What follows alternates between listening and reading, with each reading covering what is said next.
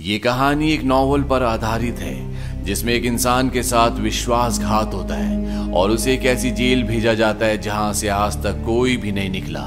लेकिन वहां पर उसे कुछ ऐसा मिलता है जिससे उसकी पूरी जिंदगी बदल जाती है। Bollywood silver screen presenting the count of Monte Cristo. इस कहानी की शुरुआत में दिखाया जाता है कि समंदर में कुछ लोग किश्ती से टापू की तरफ जा रहे हैं। दरअसल ये सब के सब मर्चेंट शिप के एम्प्लॉय हैं और इनका जो कैप्टन है वो बीमार है, इसीलिए टापू पर जाकर ये मेडिकल फैसिलिटीज, मेडिकल हेल्प चाहते हैं। और जब ये टापू पर पहुंचते हैं तो कश्ती से दो लोग उतर जाते हैं। ये दोनों दोस्त हैं, एक का नाम एडमंड होता है और दूसरे का नाम मोंडेगो। ये जिस टापू पर उतरे हैं इसका नाम एल्बा है और तभी यहाँ टापू पर जो अंग्रेज सिपाही होते हैं वो इन पर हमला कर देते हैं। लेकिन इससे पहले कि वो इन्हें पकड़ते, इनके सामने एक आदमी खड़ा होता है।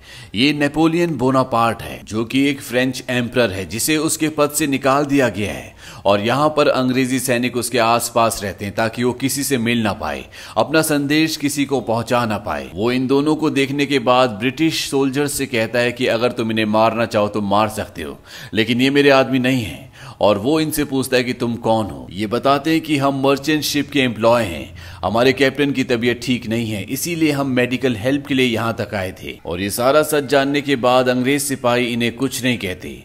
नेपोलियन बोनापार्ट इन्हें मेडिकल फैसिलिटीज देता है और रात को वो एडमंड को अपने साथ बाहर चलने के लिए कहता है। वो एडमंड को कहता है कि जिस तरह से तुमने अपने कैप्टन की जान बचाने की कोशिश की, इसने मेरे दिल को छू लिया, मैं काफी इम्प्रेस्ड हो गया हूँ।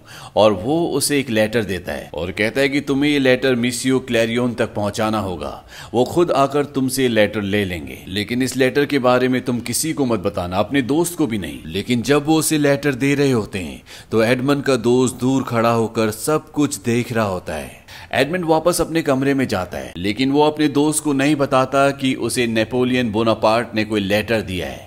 इसके बाद अब इन्हें यहाँ से जाना पड़ता है क्योंकि इनका जो कैप्टन होता है उसकी जान नहीं बच पाती। और जब ये वापस अपनी शिपिंग कंपनी में आते हैं तो जिस तरह से एडमंड ने अपने कैप्टन की जान बचाने की कोशिश की थी, जिस तरह से उसने फैसला लिया था, इसके लिए उसे शिप का कैप्टन बना दिया जाता है।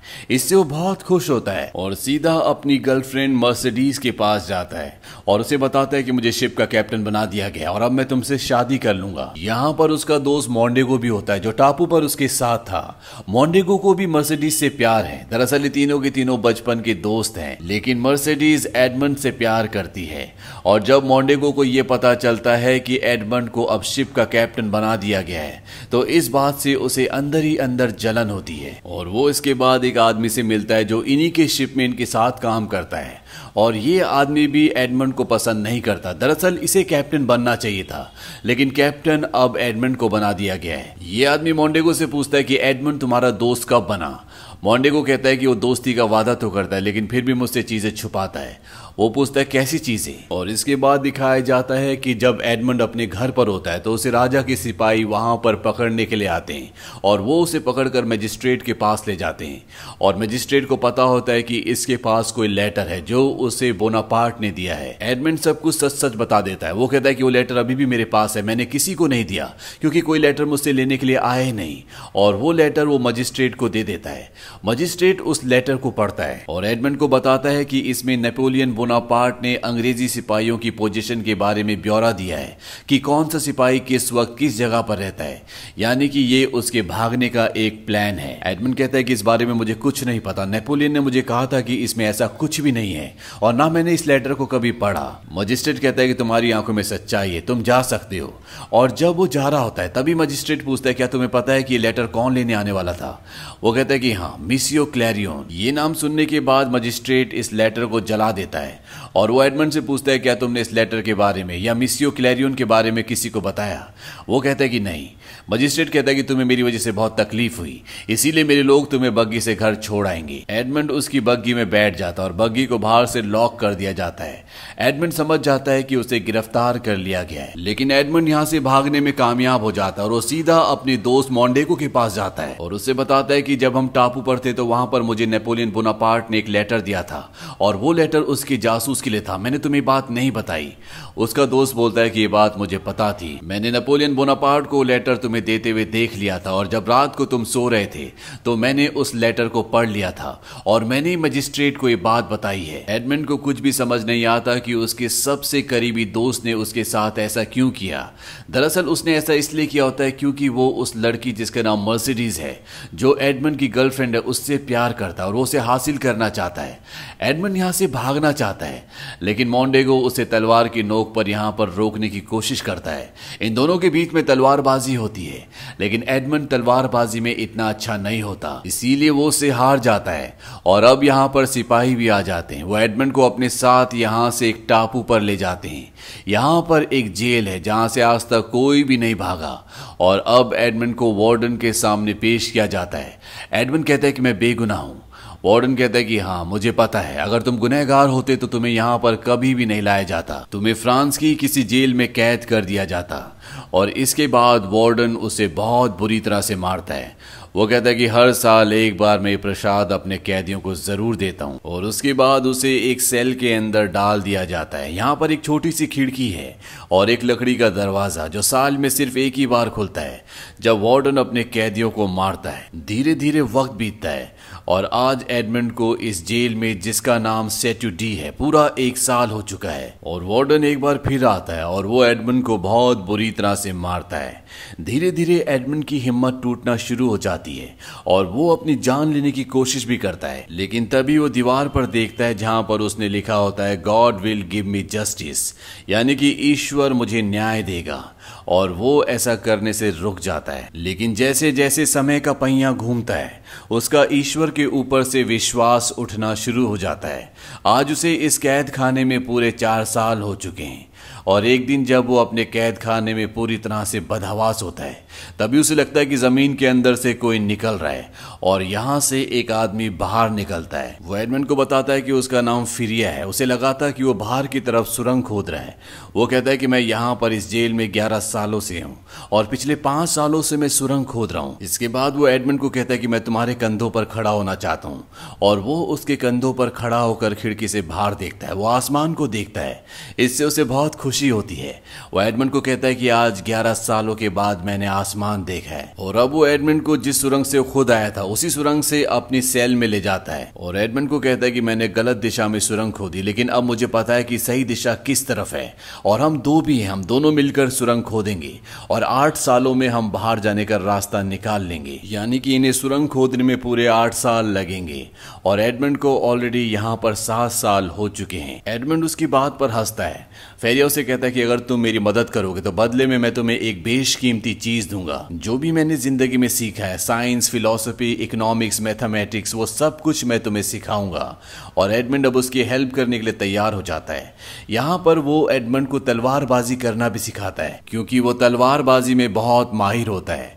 एडमंड को एक दिन में 2 बार अपनी सेल में जाना पड़ता है। एक बार उस वक्त जब टॉयलेट की बकेट लेने के लिए गार्ड आता है और दूसरी बार तब जब वो खाना देने के लिए आता है और जो भी सुरंग से मिट्टी निकालते हैं वो उसे अपनी टॉयलेट की बकेट में डाल देते हैं ताकि गार्ड उसे ना देखे और उनके वेस्ट मटेरियल के साथ वो डर्ट को यानी कि मिट्टी को भी बाहर फेंक दे। धीरे धीरे वक्त बीतता है और अब एडमंड हर चीज में कौशल प्राप्त कर रहा होता है और एक दिन वो बूढ़ा आदमी एडमंड को बताता है कि मैं पहले नेपोलियन की फौज में था लेकिन मैंने उसकी फौज छोड़ दी और मैं एक अमीर आदमी जो कि बहुत ही अच्छा इंसान था उसका सेक्रेटरी बन गया लेकिन बाद में उसकी मृत्यु हो गई।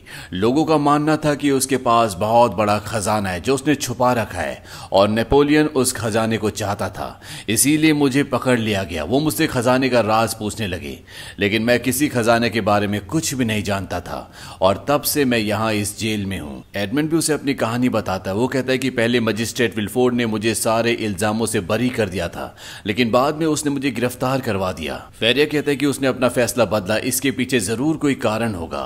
और एडमंड को याद आता है कि उसने पूछा था कि नेपोलियन का लेटर कौन लेने के लिए आएगा। जवाब में एडमंड ने कहा था मिसियो क्लैरियन, और ये नाम सुनने के बाद उसने लेटर को जला दिया था।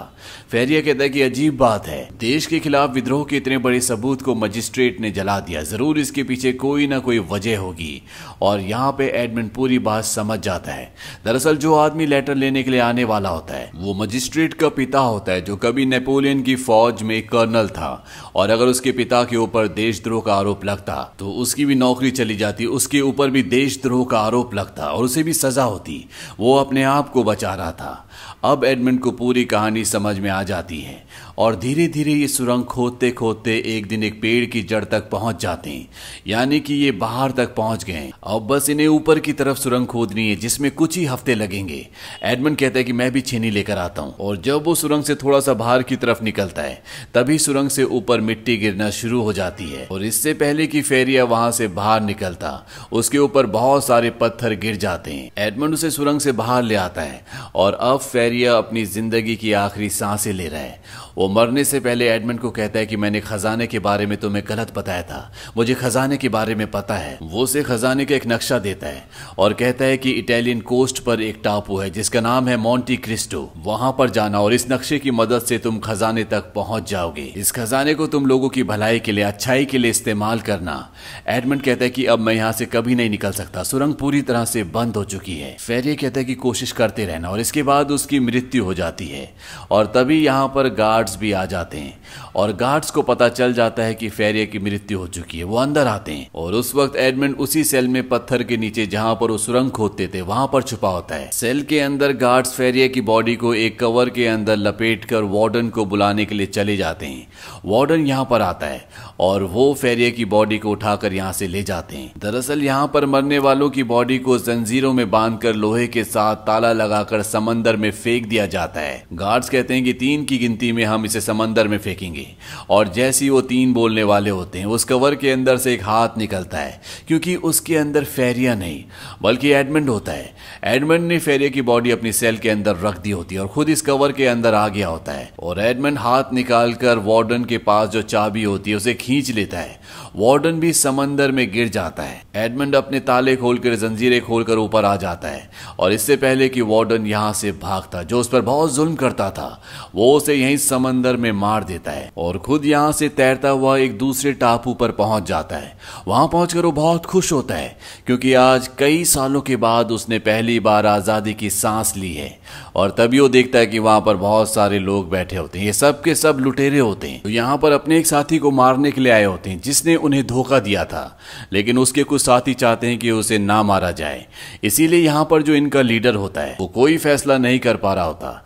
एडमंड को देखने के बाद वो कहता है कि तुम हमारे धोखेबाज साथी से लड़ोगे और तुम दोनों में से जो जिंदा बचेगा वो हमारे ग्रुप में शामिल हो जाएगा। और अब एडमंड की और उस दूसरे आदमी जिसका नाम जैकोबो होता है, इन दोनों की चाकू की फाइट होती है और इस फाइट में एडमंड उसे हरा देता है, लेकिन वो उसे मारता नहीं है, वो उसकी जान बख्श देता है और साथ ही साथ सरदार से कहता है कि इसकी जान बख्श दो, इससे तुम्हारे पास एक और काबिल साथी रहेगा। सरदार उसकी बात मान जाता है और जैकोबो की जान को बख्श देता है। जैकोबो एडमंड को कहता है कि मैं जिंदगी भर के लिए अब तुम्हारा गुलाम हूं। इसके बाद ये सब के सब यहाँ इस टापू से निकल जाते हैं। इसके बाद एडमंड अपने शहर लौट जाता है। जैकोबो भी उसके साथ होता है। एडमंड एक अपने पुराने जानकार के पास जाता है जो उसे नहीं पहचान पाता, क्योंकि आज 13 साल बाद वो लौटा है, उसका पूरा हुलिया बदल चुका है। एडमंड उस आदमी से कहता है कि मैं एडमंड का दोस्त हूं, मैं उसके परिवार के बारे में जानना चाहता हूं। वो आदमी बताता है कि एडमंड की राजद्रोह के बारे में पता चलने के बाद उसके पिता ने अपने आप को फांसी लगा ली। एडमंड पूछता है कि उस पर राजद्रोह का आरोप किसने लगाया था। वो आदमी बताता है कि विल्फोर्ड ने, जो उस वक्त यहाँ का मजिस्ट्रेट था जिसने एडमंड को गिरफ्तार किया था। इसके बाद उसका प्रमोशन हो गया, वो चीफ प्रोसिक्यूटर बन गया और पेरिस चला गया। दरअसल उन दिनों उसके पिता की किसी ने हत्या कर दी थी। यहाँ पर एडमंड को यह भी पता चलता है कि जो उसकी गर्लफ्रेंड थी जिसका नाम मर्सिडीज है, उसने एडमंड की मृत्यु की खबर सुनते ही मोंडेगो से शादी कर ली थी। मोंडेगो एडमंड का वही पुराना दोस्त है जिसने उसे धोखा दिया था, जिसकी वजह से उसे जेल हुई थी। और अब मोंडेगो अपनी पत्नी मर्सिडीज के साथ पेरिस में रहता है। ये सारी बातें सुनने के बाद एडमंड पूरी तरह से टूट जाता है और वो अब इन सब से बदला लेना चाहता है। सबसे पहले एडमंड अपने साथी जैकोबो के साथ मोंटी क्रिस्टो टापू पर जाता है और वो वहां पर खजाना ढूंढता है। उसे खजाना मिल जाता है जो पानी के अंदर होता है। यहाँ पर सोने से भरे हुए इतने बड़े बड़े बक्से होते हैं कि जिन्हें ये एक बार में नाव में यहाँ से नहीं ले जा पाते, लेकिन जितना भी सोना ये यहाँ से ले जाते हैं ये चाहकर भी उसे खर्च नहीं कर सकते। ये सबसे पहले पेरिस जाते हैं और वहाँ पर एक बहुत बड़ा महल खरीद लेते हैं और अब एडमंड अपना नाम बदल लेता है। वो अपना नाम रखता है काउंट ऑफ मोंटी क्रिस्टो और सबसे पहले वो ये पता लगाता है कि मोंडेगो की कमजोरी क्या है। उसे पता चलता है कि उसने बैंक से लोन लिया है। वो अपने आदमियों को कहता है कि उस बैंक को खरीद लो और साथ ही साथ वो जितनी भी शिपिंग कंपनीज के साथ डील करता है, काम करता है, उन सब कंपनीज को मना कर दो कि कोई भी उसके साथ काम ना करे। लेकिन अभी भी वो मौका ढूंढ रहा होता है जिससे वो मोंडेगो के करीब जा सके। मोंडेगो और मर्सिडीज का एक बेटा होता है जिसका नाम एल्बर्ट है। एडमंड अपने आदमियों से उसे किडनैप करवा लेता है और खुद उसकी जान बचाता है ताकि वो उसके परिवार के करीब पहुंच सके और उसकी ये चाल, ये प्लानिंग पूरी तरह से कामयाब रहती है। एल्बर्ट एडमंड उर्फ मोंटी क्रिस्टो को अपने घर दावत पर बुलाता है और अपने पिता मोंडेगो से इंट्रोड्यूस कराता है। मोंडेगो उसे पहचान नहीं पाता क्योंकि उसका हुलिया पूरी तरह से बदल चुका है और साथ ही साथ वो इतना अमीर है, इतना रॉयल है। मोंडेगो कभी सपने में भी नहीं सोच सकता कि ये उसका वही पुराना दोस्त है जिसका नाम एडमंड है। इसके बाद एडमंड यहाँ पर मर्सिडीज से भी मिलता है और जब वो उसके साथ डांस करता है तो मर्सिडीज को भी कुछ जाना पहचाना एहसास होता है, पर वो उसे नहीं पहचान पाती क्योंकि उनके मुताबिक अब एडमंड मर चुका है। लेकिन इसी पार्टी में जब एडमंड अपनी उंगली से अपने बालों को घुमा रहा होता है तो मर्सिडीज ये देख लेती है। दरअसल एडमंड की ये पुरानी आदत होती है और वो पहचान जाती है कि ये एडमंड है। और जब एडमंड घर जा रहा होता है तो वो उसकी बग्गी में पहले से बैठी होती है। वो उसे कहती मैंने तुम्हें पहचान लिया है, लेकिन एडमंड उसकी बात को एक्सेप्ट नहीं करता। वो कहता है कि जिसके बारे में आप बात कर रही हो वो इंसान मर चुका है। मर्सिडीज कहती है मुझे पता है कि तुम वही हो। वो उसे बताती है कि मुझे मजिस्ट्रेट विल्फोर्ड ने बताया था कि तुम्हें फांसी हो चुकी है और इसके बाद मुझे मोंडेगो से शादी करनी पड़ी क्योंकि मेरी मजबूरी थी। लेकिन वो उसकी बात नहीं सुनता और उसे बग्गी से उतार देता है। यहाँ पर एडमंड ने एक और प्लान बनाया होता है। वो मोंडेगो और विल्फोर्ड जो कि मजिस्ट्रेट था उसे यकीन दिला देता है कि उसे खजाना मिल चुका है और उसका एक शिपमेंट आ रहा है जिसे पास करवाने के लिए उसे विल्फोर्ड की जरूरत है। विल्फोर्ड मोंडेगो से कहता है कि हम किसी भी तरह से उस शिपमेंट को हासिल कर सकते हैं और सारा सोना हमारा हो जाएगा। मोंडेगो कहता है कि मैं अपने पुराने दोस्त को जानता हूं जो हमारी इसमें मदद करेगा। और जब पोर्ट पर एडमंड का शिपमेंट आता है तो मोंडेगो का वही पुराना दोस्त जिसे एडमंड भी जानता है।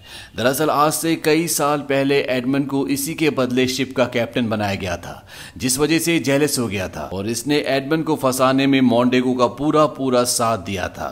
और जब भी यहाँ पोर्ट पर उसका खजाना चुरा रहे होते हैं तभी यहाँ पर एडमंड आ जाता है। उसके साथ पुलिस भी होती है और इस आदमी को अरेस्ट कर लिया जाता है। इसके बाद एडमंड सीधा मजिस्ट्रेट विल्फोर्ड के पास जाता है जो स्पा रूम में होता है और उससे एडमंड कहता है कि तुमने आज से कई साल पहले मर्सिडीज को ये झूठ क्यों बोला कि मुझे फांसी हो गई।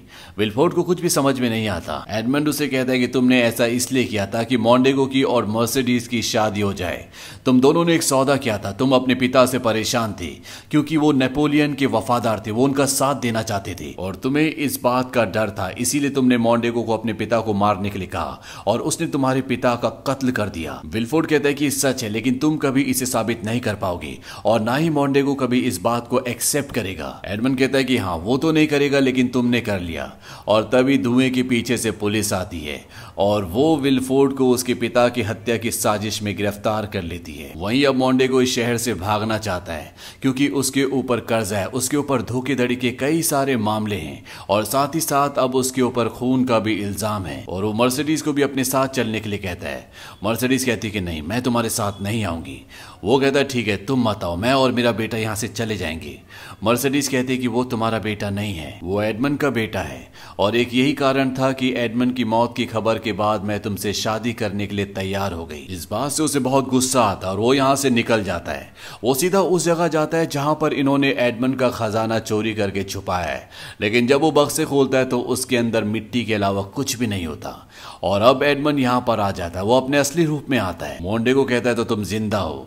वो तलवार से उस पर हमला करता है, लेकिन अब एडमंड उससे भी बहुत बेहतरीन तलवारबाज है और एक ही झटके में उसे धराशायी कर देता है। लेकिन इससे पहले कि वो वहां पर आता, मोंटेगो का बेटा एल्बर्ट यहाँ पर आ जाता है और वो एडमंड के ऊपर हमला कर देता है। और एडमंड जब उसे मारने वाला होता है कि वहां पर मर्सिडीज आ जाती है और वो उसे बताती है कि तुम्हारे पिता मोंटेगो नहीं बल्कि एडमंड हैं। ये बात सुनकर एडमंड भी हैरान हो जाता है, लेकिन वो खुश भी होता है क्योंकि उसे मर्सिडीज और उसका बेटा वापस मिल गए। और तभी यहाँ पर मोंटेगो गन निकाल लेता है और जैसे ही वो एडमंड पर गोली चलाने वाला होता है, एडमंड का साथी उस पर चाकू से वार करता है जिससे उसका निशाना चूक जाता है और मर्सिडीज के कंधे पर गोली लग जाती है। मोंटेगो यहाँ से भाग जाता है क्योंकि गन में एक ही गोली होती है। एडमंड उसका पीछा करता है। इन दोनों के बीच में तलवारबाजी होती है और एडमंड मोंटेगो का खात्मा कर देता है। और अंत में ये दिखाया जाता है कि एडमंड उस जेल को, जिसका नाम चैटुडी है, जहां पर उसने 13 साल बिताए थे, उस पूरी जगह को खरीद लेता है ताकि किसी के ऊपर दोबारा से उस तरह से जुल्म ना हो जिस तरह से उसके ऊपर हुए थे। और वो कसम खाता है कि वो अब अपनी ताकत, अपनी जिंदगी को सच्चाई और भलाई के रास्ते पर लगाएगा, जैसा कि उसे जेल में फेरिया ने मरते वक्त कहा था, जिसने उसे खजाने का नक्शा दिया था। और इसी के साथ ये कहानी, ये फिल्म यहीं पर खत्म हो जाती है। ये फिल्म सन 2002 में रिलीज हुई थी। IMDb पर इस फिल्म की रेटिंग है 7.8। इस फिल्म का बजट था $35 मिलियन और बॉक्स ऑफिस पर इसने कमाई की थी $75.4 मिलियन की। उम्मीद करते हैं कि ये कहानी आपको पसंद आई होगी।